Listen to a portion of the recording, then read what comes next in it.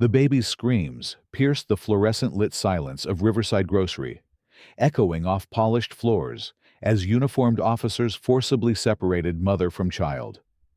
Keisha Williams reached desperately through the handcuffs, biting into her wrists, her voice breaking as she called out, "Please, that's my baby. She needs me." The infant's cries grew more frantic as a child protective services worker held her awkwardly, unsure how to comfort the distressed child. 20 minutes earlier, the store had been filled with the ordinary sounds of suburban Saturday shopping. Cartwheels squeaked across linoleum, checkout scanners beeped their mechanical rhythm, and children whined for candy from checkout displays. Keisha had been humming softly to 8-month-old Zara, who gurgled contentedly in her carrier, tiny fingers reaching for the colorful cereal boxes lining the aisles. "Just formula and diapers today, sweet girl," Keisha murmured, adjusting Zara's pink knitted hat. "Mommy's got a job interview Monday, and we need to make sure you're all set." She had been unemployed for 3 months since the accounting firm downsized. But the interview at the community center gave her hope. Her savings were nearly depleted, but she had enough for baby essentials and maybe some pasta for herself. The trouble began at the cart return area near the store entrance. Only one shopping cart remained in the designated spot, and Keisha had just reached for its handle when another hand grabbed it simultaneously. The hand belonged to a blonde woman in her 50s, wearing expensive yoga pants and clutching a designer purse. "Excuse me, I was here first," the woman declared, her voice sharp with entitlement. Her blue eyes narrowed as she took in Keisha's appearance, the second-hand jeans, the worn sneakers, the careful way she counted coins in her palm. Keisha smiled politely, maintaining her grip on the cart handle. "Actually, I think we both reached for it at the same time. Would you mind if I used it? I just need to grab a few things for my baby." The woman's expression hardened. "I don't think so. I shop here every week, and I know the manager personally. I suggest you find another cart." "Ma'am, this is the only cart available, and I really do need it for my groceries," Keisha replied, her voice remaining steady despite the growing tension. Zara began to fuss, sensing her mother's stress. Several shoppers had stopped to watch the confrontation, their faces reflecting discomfort and curiosity. An elderly man with a walking cane shook his head disapprovingly, though it wasn't clear at whom his disapproval was directed. A teenage employee stocking produce glanced over nervously, unsure whether to intervene. The blonde woman stepped closer, her voice dropping to a hiss. "You people always think you're entitled to everything. This is a respectable neighborhood store, not some inner-city welfare market." The racist implication hit Keisha like a physical blow, but she forced herself to remain composed. "I'm just trying to buy formula for my daughter. There's no need for this hostility." "Your daughter." The woman's eyes fixed on Zara with sudden intensity. "That baby looks nothing like you. Mixed-race babies are all over the news these days, stolen from their real families." Keisha's blood ran cold. "What are you implying?" "I'm not implying anything. I'm stating facts." The woman pulled out her phone, her thumb hovering over the screen. "Karen Morrison doesn't let suspicious activity slide in her neighborhood." The name meant nothing to Keisha then, but she would soon learn that Karen Morrison had made herself the unofficial guardian of suburban propriety. She organized homeowners association meetings, complained about grass height violations, and considered herself the community's moral compass. Her complaints to City Hall were legendary among local officials who dreaded seeing her name on their caller ID. Keisha backed away slowly, no longer interested in the cart dispute. "I'm going to shop now. I hope you have a better day." But Karen wasn't finished. She followed Keisha into the store, maintaining a distance of about 20 feet while speaking urgently into her phone. Yes, I need to report a suspicious person. There's a black woman here with a white baby, and something doesn't seem right. She's acting nervous, like she's hiding something. Keisha tried to focus on her shopping list, but her hands shook as she reached for a can of formula. Zara had begun crying again, perhaps picking up on the hostile energy surrounding them. Other shoppers stared openly now, some whispering among themselves. A mother with 2 young children quickly steered her cart away when Keisha approached the cereal aisle. Shh, baby girl. It's okay, Keisha whispered, bouncing Zara gently in her arms. But her own heart was racing. She had experienced prejudice before, but never this blatant, never this threatening. The feeling of being hunted in a public space was new and terrifying. Karen continued her performance, speaking loudly enough for nearby shoppers to hear. She won't answer when I ask where she got the baby. And look how the child cries when she holds her. That's not natural bonding behavior. The store manager, a nervous man named Pete Hendricks, approached cautiously. He had been avoiding the situation, hoping it would resolve itself. But Karen's increasingly loud accusations were disturbing other customers. Is there a problem here, ladies?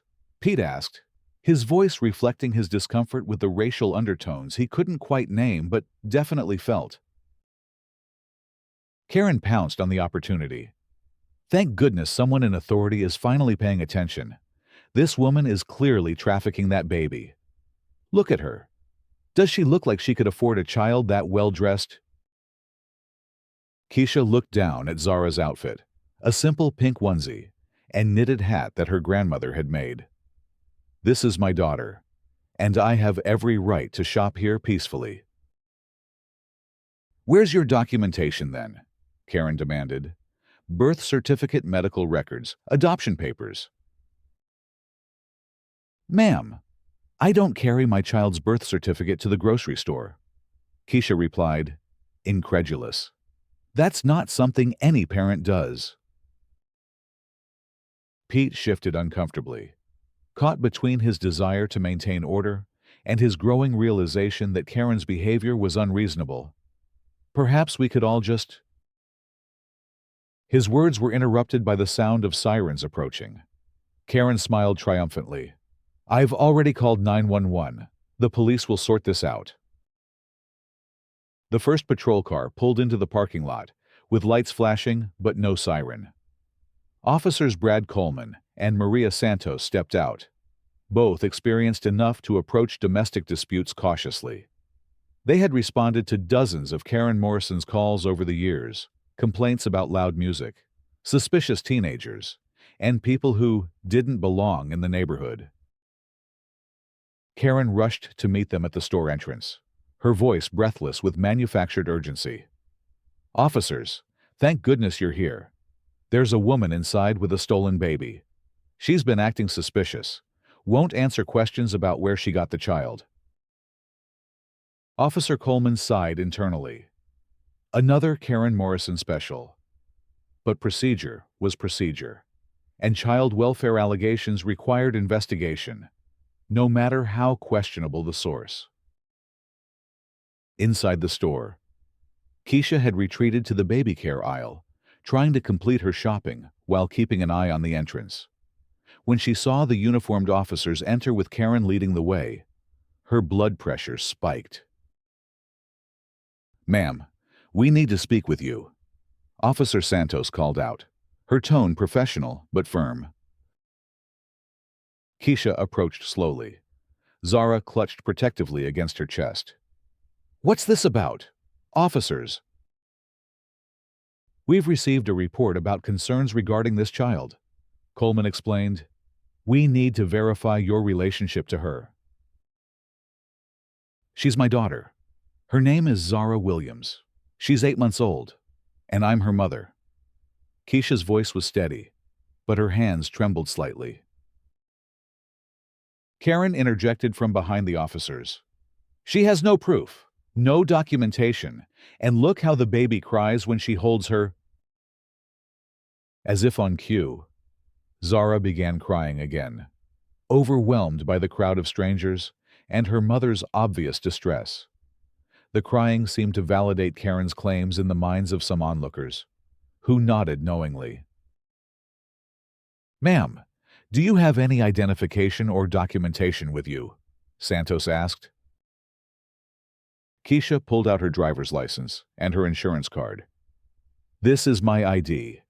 I don't carry my daughter's birth certificate with me to go grocery shopping. No parent does." Coleman studied the ID while Santos observed the interaction between Keisha and Zara. The baby's crying had intensified, and Keisha was having difficulty calming her with so many people staring and whispering. "She's obviously stolen that baby," Karen declared loudly. "A real mother would be able to calm her own child." Several shoppers had formed a loose circle around the scene, their cell phones out and recording. The attention was making Zara even more agitated, which in turn made Keisha more nervous, creating a feedback loop of distress. Officer Santos radioed for backup and Child Protective Services. "We're going to need someone from CPS to come out and assess the situation," she told Coleman quietly. Keisha overheard and felt panic rising in her chest. "You're calling CPS? Based on what?" "The word of a woman who followed me through the store, making racist accusations." "It's standard procedure when there are questions about child welfare," Coleman explained, though he was beginning to have doubts about the legitimacy of the complaint. Karen sensed the officer's uncertainty and pressed her advantage. "I saw her acting suspicious in the parking lot.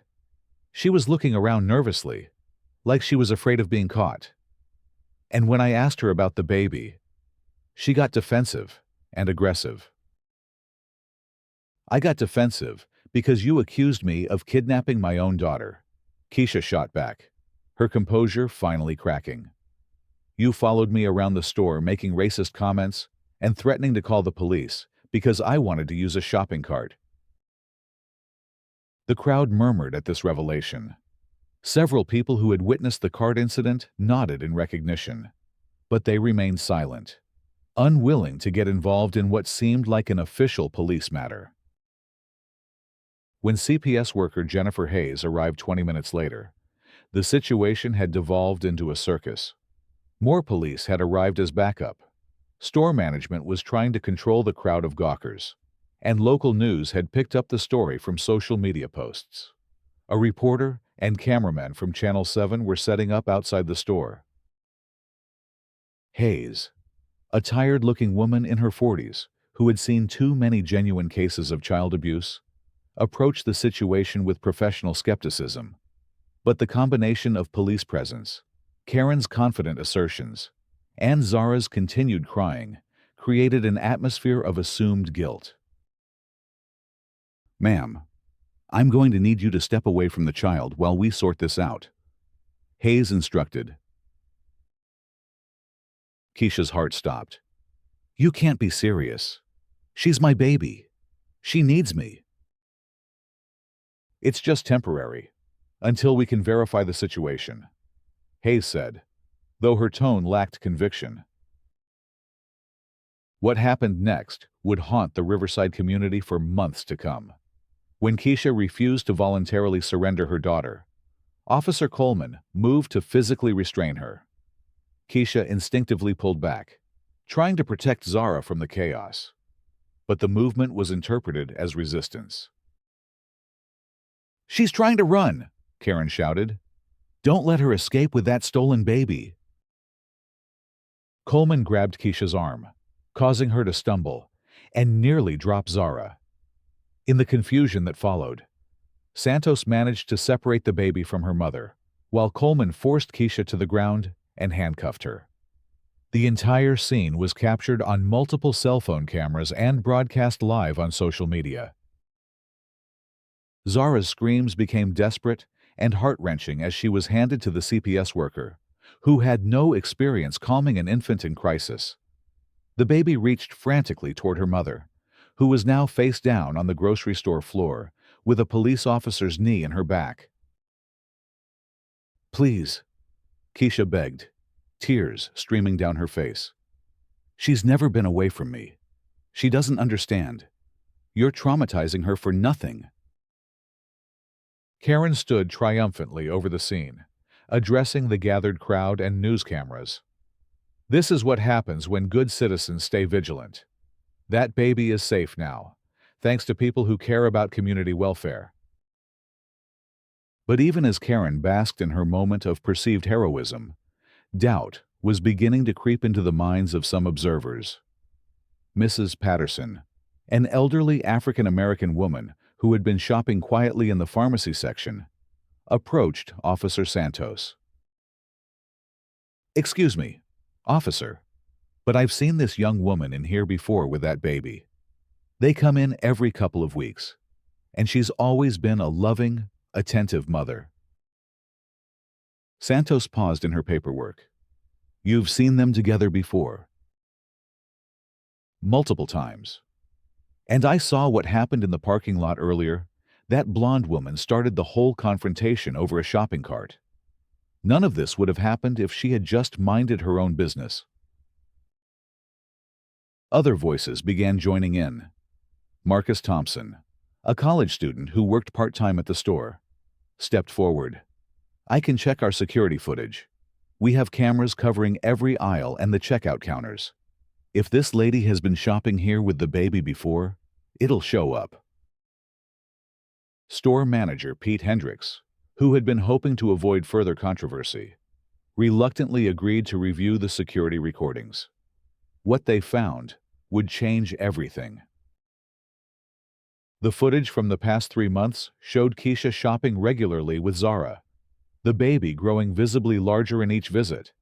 The recordings showed tender interactions, Keisha singing to calm Zara during crying fits, carefully selecting baby food, comparing prices on diapers with the focused attention of someone managing a tight budget.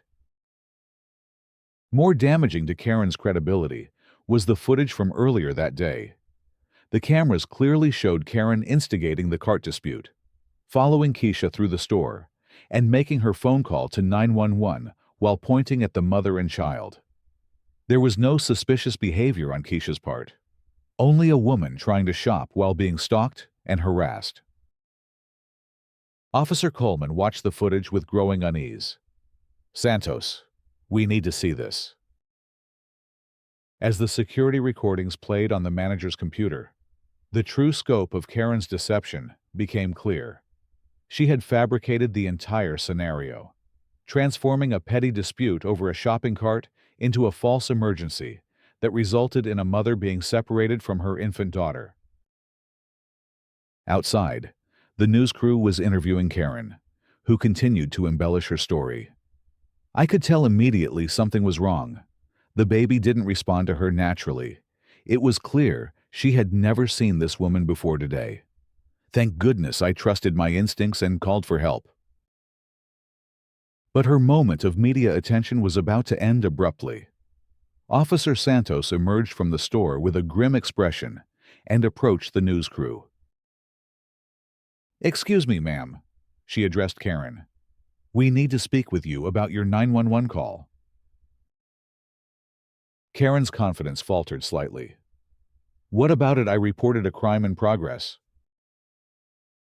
"We've reviewed the security footage, and it shows a very different story than what you described.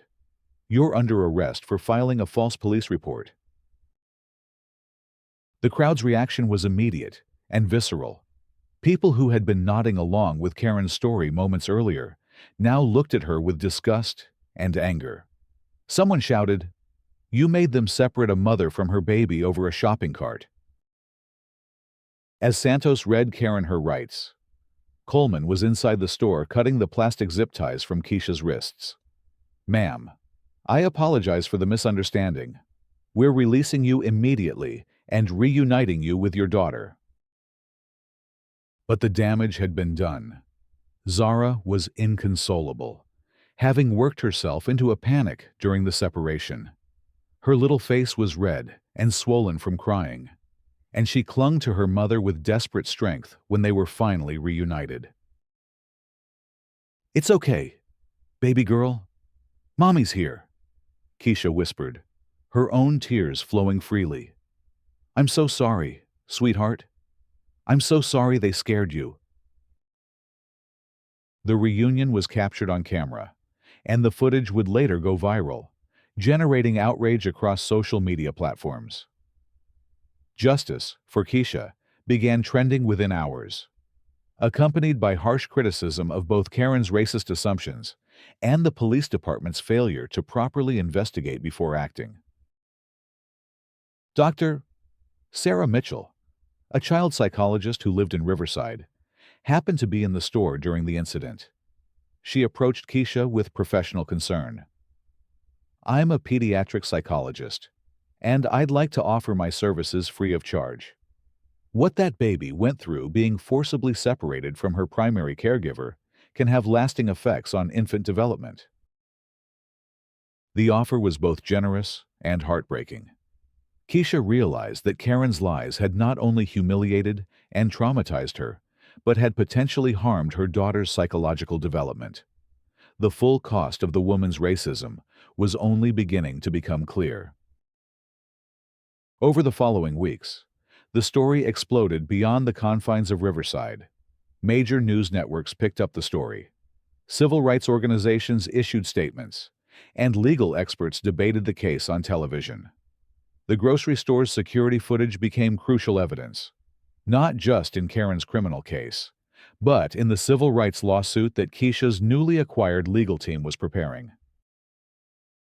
Karen Morrison, meanwhile, found herself at the center of a firestorm she had never anticipated. Her social media accounts were flooded with criticism.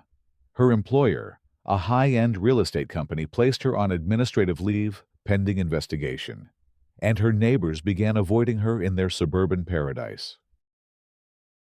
The Riverside Community Center, where Keisha had been scheduled to interview the Monday after the incident, reached out to offer her the job without an interview. "After seeing how you handled yourself under that kind of pressure, we know you're exactly the kind of person we want representing our organization," Director Amanda Reynolds explained. But the path to healing was not simple. Zara continued to exhibit signs of anxiety separation from her mother, crying inconsolably whenever Keisha left her sight even briefly. The trauma of being torn away from the one person who represented safety and love had left lasting scars on the infant's developing psyche. Dr.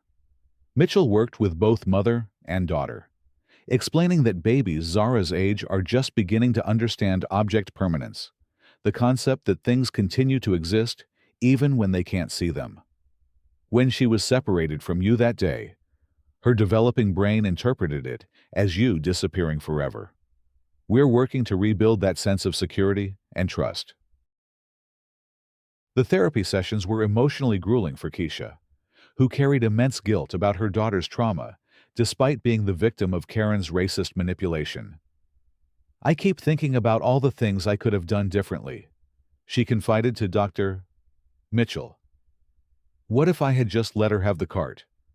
What if I had left the store immediately?" "You did nothing wrong," Dr. Mitchell replied firmly. "You were targeted because of your race, and you responded with remarkable dignity and strength. The person responsible for this trauma is the woman who made the false report, not the mother who was trying to protect her child." 3 months after the incident, Karen Morrison appeared in court for sentencing on charges of filing a false police report, making a false emergency call, and child endangerment. The courtroom was packed with community members, many of whom had never met Keisha, but felt compelled to support her after seeing the viral video footage. District Attorney Rebecca Chen did not mince words in her statement to the court. The defendant's actions that day were not merely a mistake or a misunderstanding. They were a deliberate and calculated attempt to weaponize law enforcement against an innocent mother based solely on her race. The trauma inflicted on both the mother and infant will have lasting consequences that extend far beyond this courtroom. Karen's lawyer attempted to argue that his client had acted out of genuine concern for child welfare, but the security footage and testimony from multiple witnesses painted a clear picture of harassment escalating to false accusations. Judge Patricia Williams, herself a mother of 3, addressed Karen directly during sentencing. "Mrs. Morrison, your actions that day represent some of the most troubling aspects of racial bias in our society. You saw a black woman with a baby and immediately assumed criminality.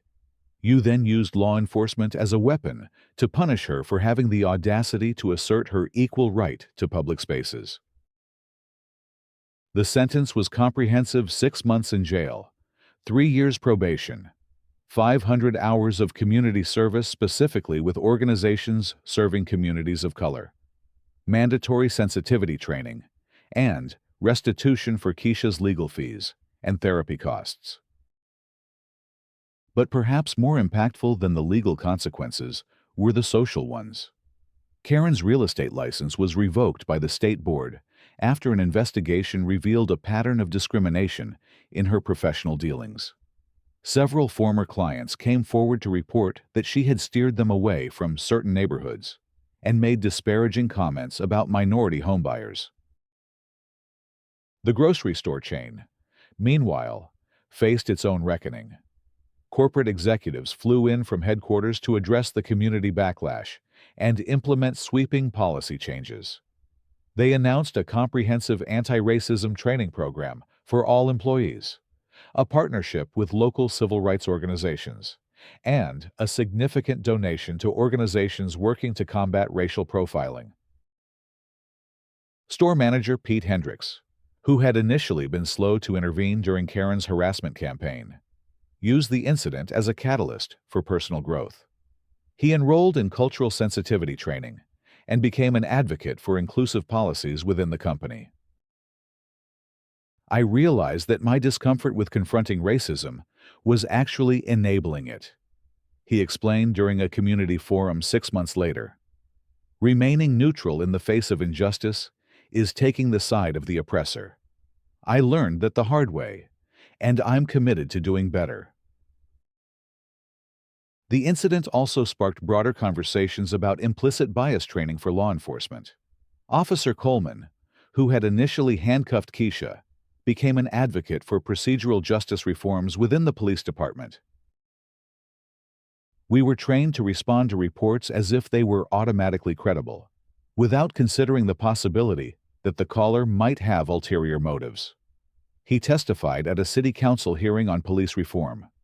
"We need better protocols for evaluating the legitimacy of complaints, especially when they involve racial dynamics."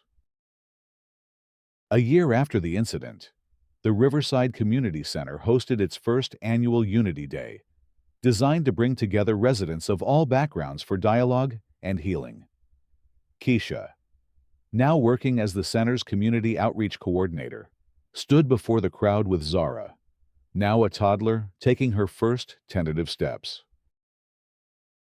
"What happened to my daughter and me that day was traumatic and wrong," she addressed the gathering. "But I choose to focus on what came after a community that stood up and said this behavior is unacceptable. The people who spoke up for us, who demanded justice, who worked to make sure this never happens to another family." The crowd included Mrs.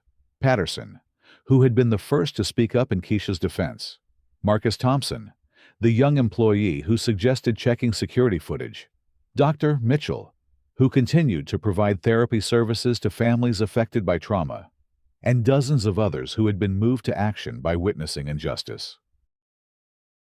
Even Officer Santos attended, having transferred to the community policing unit and become a vocal advocate for police accountability.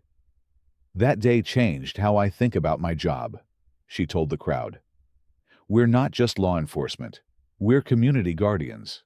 That means protecting everyone equally, especially those who are most vulnerable to discrimination and harassment." The lawsuit against Karen Morrison had been settled out of court for a substantial sum, which Keisha used to establish a legal defense fund for families facing false accusations. The fund, managed by the local NAACP chapter, had already helped 3 other families fight similar cases of racial profiling. Dr. Mitchell reported that Zara was thriving in therapy and showing remarkable resilience. Children are incredibly adaptable, and with proper support and a secure attachment to her mother, Zara is healing beautifully. The incident will likely have no lasting impact on her development. Karen Morrison, meanwhile, had served her jail sentence and was required to complete her community service at a local food bank serving predominantly minority communities. Initial reports suggested she was struggling with the work, but her supervisor, an elderly black minister named Reverend Johnson, was committed to helping her understand the impact of her actions. Redemption is possible for everyone, Reverend Johnson explained during a radio interview, but it requires genuine remorse, sustained effort, and a willingness to listen to the people you've harmed. Only time will tell if Mrs. Morrison is truly committed to that path. As the Unity Day event concluded, children of all races played together on the community center playground, while their parents engaged in meaningful conversations about privilege, prejudice, and the work still needed to create genuine equality. Keisha watched Zara toddle across the grass, her daughter's laughter mixing with that of other children in a symphony of innocence and hope. The grocery store, now under new management and with a dramatically different corporate culture, had become a model for inclusive business practices. They hosted regular cultural events, partnered with minority-owned suppliers, and maintained a zero-tolerance policy for discrimination of any kind. The security footage from that day had been preserved as evidence, but it also served as a teaching tool in law enforcement academies and civil rights workshops across the country. The case study highlighted how quickly implicit bias can escalate into institutional trauma, and how important it is for bystanders to intervene when they witness injustice. Professor Angela Davis, teaching a criminal justice course at the local university, used the Riverside incident as a central case study. This incident shows us how racism operates through seemingly ordinary encounters. A dispute over a shopping cart became an excuse to criminalize a black mother simply for existing in a space where someone decided she didn't belong. The story continued to resonate because it captured something essential about the ongoing struggle for racial justice in America. It demonstrated how quickly assumptions could become accusations, how easily institutions could be weaponized against the vulnerable, and how crucial it was for communities to take active stands against discrimination. But it also showed the power of truth, documentation, and collective action. The security cameras that captured Karen's harassment campaign, the witnesses who finally spoke up, the legal system that ultimately held her accountable, and the community that rallied around justice. All of these elements combined to create a different outcome than might have occurred in previous eras. 2 years later, when a similar incident occurred in a neighboring community, the response was swift and unambiguous. Community members immediately intervened. Store management quickly reviewed security footage, and law enforcement approached the situation with appropriate skepticism about the caller's motivations. The lessons learned from Keisha's experience had created a template for how communities could protect vulnerable members from harassment and false accusations. Keisha often reflected on how a simple trip to buy baby formula had changed the trajectory of her life and her community. The trauma had been real and lasting, but so had the growth, learning, and positive change that emerged from it. She had been forced to become an advocate and public figure, roles she had never sought but now embraced as a way to prevent other families from experiencing similar ordeals. Justice isn't just about punishing wrongdoers, she explained during a keynote speech at a civil rights conference. It's about creating systems and communities where wrong can be quickly identified, addressed, and prevented from happening again. It's about building a society where every parent can take their child grocery shopping without fear of being criminalized for their skin color.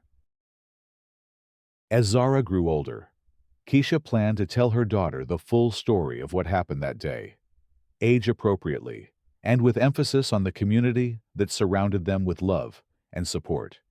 The incident would become part of their family history, but not the defining moment that honor belonged to all the days of love, learning, and growing that came after.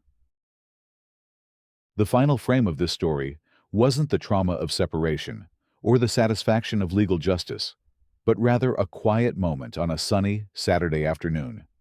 Keisha and 3-year-old Zara walked hand in hand through the same grocery store where their ordeal had begun. This time, they were greeted warmly by staff members who knew them by name, smiled at by other shoppers, and surrounded by the comfortable anonymity of being just another family doing their weekend shopping.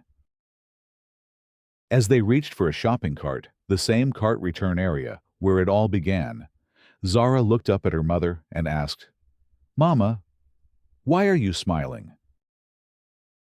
Keisha realized she was indeed smiling, genuinely and without reservation, for the first time in this space since the incident. Because we're exactly where we belong, sweetheart. We're home. And they were, not just in the physical sense of living in Riverside, but in the deeper sense of belonging to a community that had learned to see them, protect them, and value them as full and equal members. The journey from that terrible day to this peaceful moment had been long and difficult, but it had ultimately led to something precious, the transformation of a community and the triumph of truth over prejudice. The story of Karen's 911 call would continue to be told, studied, and referenced as an example of both the persistence of racial bias and the power of communities to confront and overcome it. But for Keisha and Zara Williams, it had become something simpler and more profound, the story of how they helped a community find its conscience, and, in doing so, found their own place within it.